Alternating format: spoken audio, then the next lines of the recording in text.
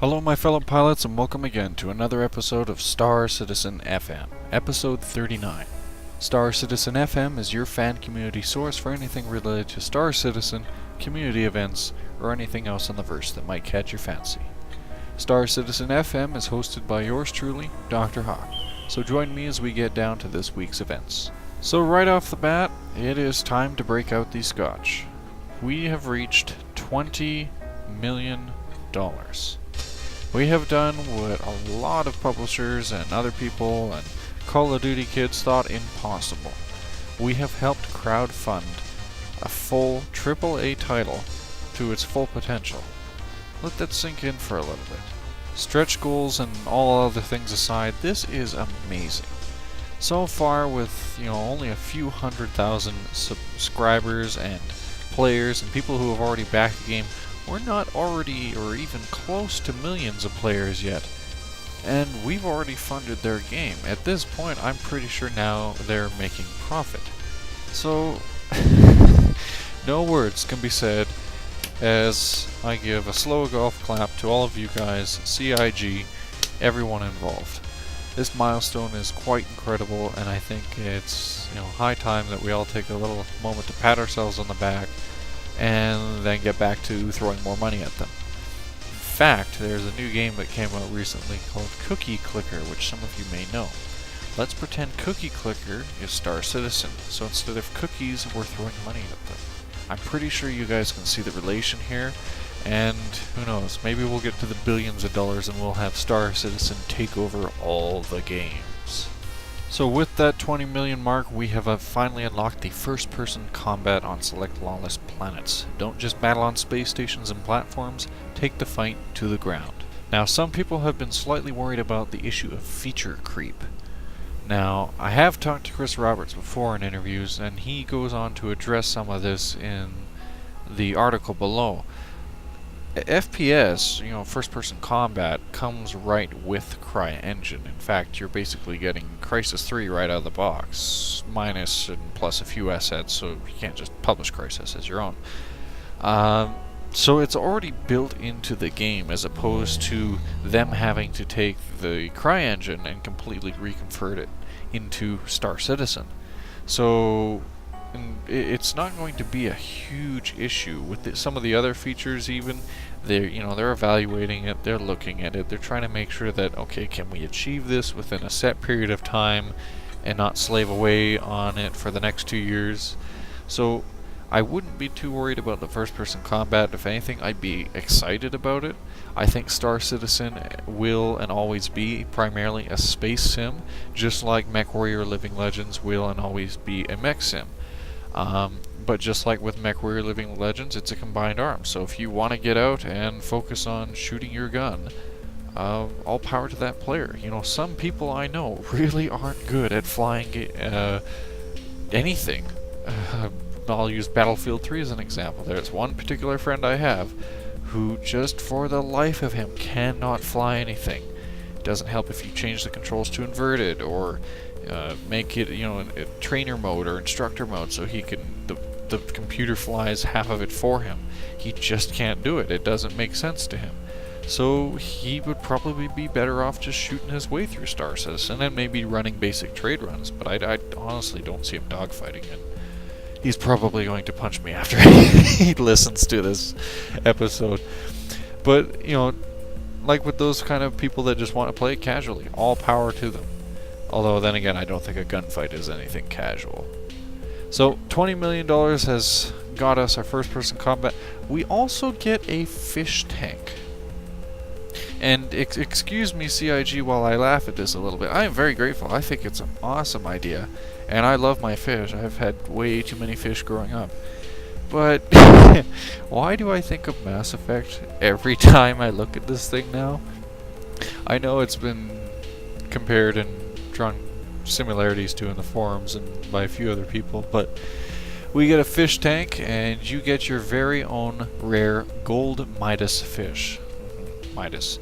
Found on the planet Castle in the Goss system. Star Citizen will allow you to add more fish to your tank by exploring distant planets and collecting new species. This just raises another question I'm quite curious of. Will Star Citizen have a dedicated fish collector role? Can you get paid for collecting fish? Open up a fish museum. I would really like to see some sort of space piranha. Actually, but what if it eats my Midas fish? Oh, damn, I guess there goes that idea. Moving on. Our next stretch goal is at the 22 million mark. We will get a facial capture system. We've researched a technology that uses a series of cameras to capture real heads and import them into the game. This will let the team more easily create a variety of realistic characters. In addition, the technology is mobile enough to allow us to take it on the road and capture select fans during special events. You can learn about this technology at Infinite Realities. I highly suggest you guys check that out. This is a technology that's been in the works for a while, but has also been used in other select cases, and not just from Infinite Realities. In fact, facial imports and facial recognition has been something that a few other games have tried playing with, to varying degrees of success and failure. With the other news tidbit, we also get some Hangar editions, or at least the idea of Hangar editions, being that the Hangar module is specifically a module that can be added onto.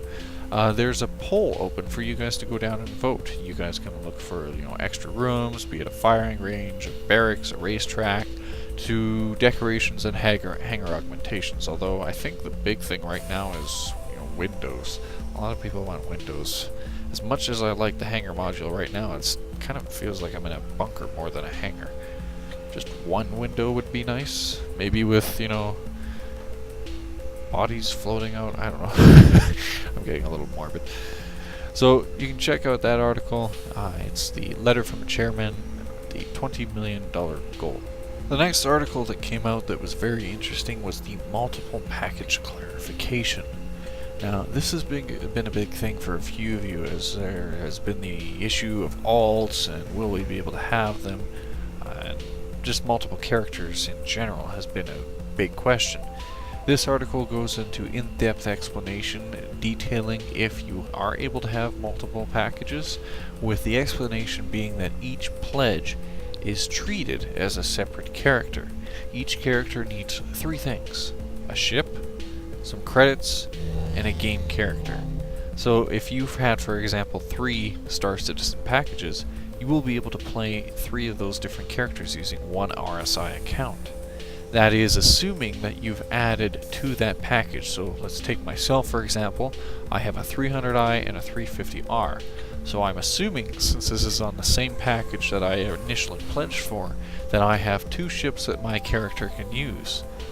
Take somebody else who may say have 4 packages, each maybe, let's just use a 300i as a basis, and that person would have 3 characters since they pledged 4 characters since they pledged 4 times to use across those 4 accounts, since each package counts as a different character.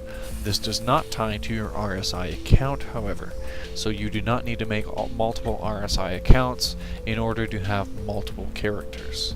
Another interesting aspect of having multiple characters is that you'll be able to use them to create additional crewmen, or even gift it to other players. If you purchase multiple packages with identical physical items such as ship models or star maps, you'll also receive multiple extras when the game ships. If your packages have digital extras like downloadable soundtrack, you'll be given the option of gifting the duplicates to friends. The crewman option is quite interesting, and I'm going to do a read-through since if I narrate it I'll probably butcher it. Many of Star Citizen's ships, such as the Freelancer or Constellation, feature positions for multiple crewmen. Players will always be able to hire NPC crewmen in-game, contracting computer-controlled crews to help man turrets, run consoles, or fly escort. If you would like the option of customizing your crew, you can create your own NPCs by using a game character slot. You will go through the same character creation process as your player character, but will then have the option of handing off control to an AI. As an additional bonus, friends can drop in to take over these crewmen themselves and to help you man your spacecraft when available. Remember, it's not necessary to use a game character for your NPC crew. You will be able to hire normal NPC crew with credits you've earned in-game. The difference between a game character slot converted into an NPC crew member and a regular NPC crew member is that you can customize the game character NPC's look, name, and backstory.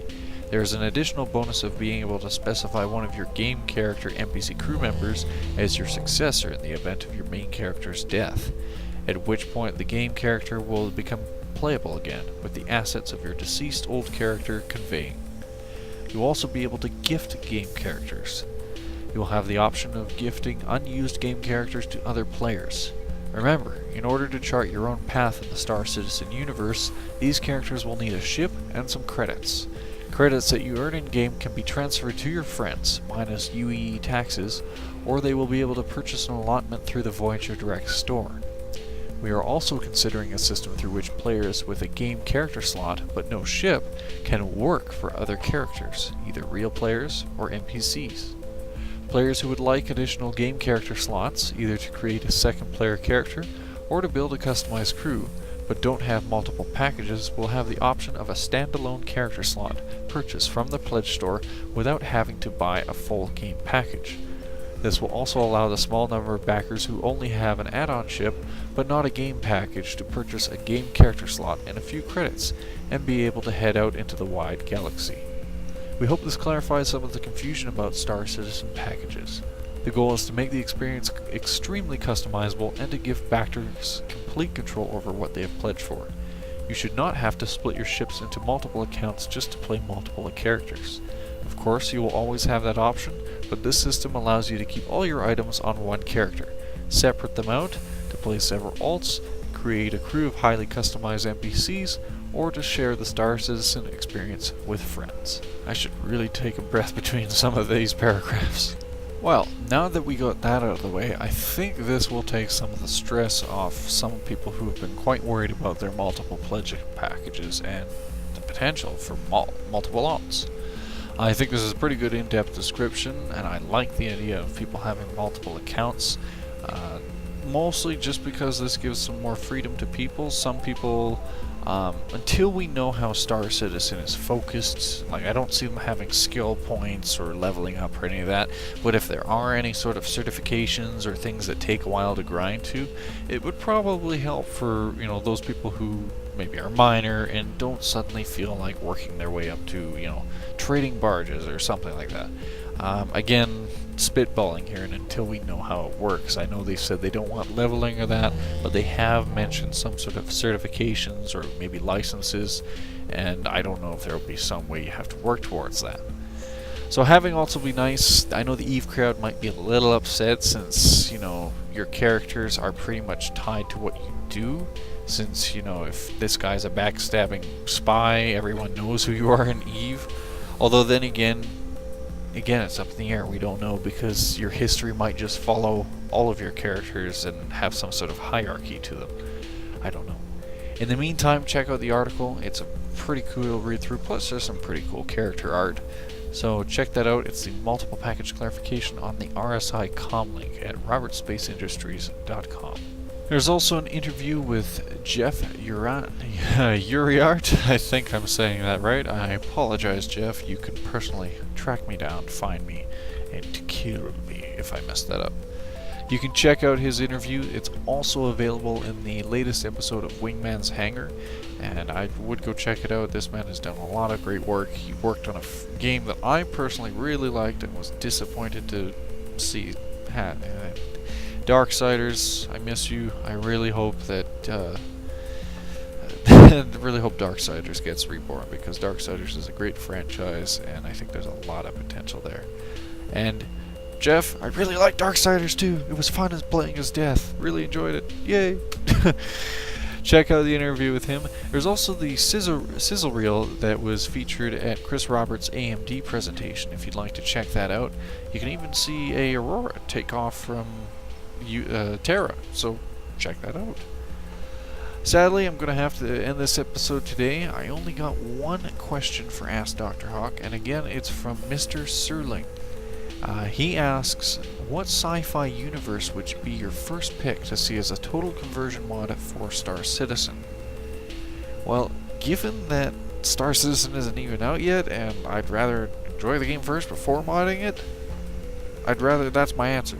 But if I had to choose, I would say Firefly.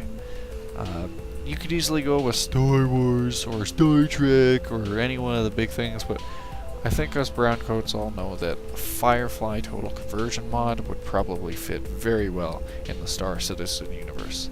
And if we can't get Nathan Fillion in for Star Citizen, the story in Squadron 42, then I'm damn well sure we'd at least pick him up for the mod, because it wouldn't be, it wouldn't be Firefly if it didn't have him in there. So, Serling, thank you for the question. If you guys want to ask a question for me, you can submit your questions to starcitizenfm@gmail.com or leave them in the YouTube description below or on the forums. I'd like to thank you all again for watching, and as always, I am still trying to figure out that darn podcast. I have it working now, just GarageBand is giving me issues, so when I tried to convert my last episode into a podcast, it ended up coming out as an MP4, so I'll have to figure out what's going on with that. Anyways, if you've enjoyed Star Citizen FM, please do subscribe by clicking on the lower left corner on the little hawk, or clicking on the button on the top left corner. Leave feedback, as I do appreciate it, either as a complaint, comments, critiques, or anything you may suggest. You can do so by talking to me in the forums, the video below, or even just message me if you think I did something out of line, or if you want to just give a little props. I appreciate all your messages that you guys send me, and it's really encouraging to do, and it helps me, sit down and make more of these. Until then, this is Dr. Hawk signing off.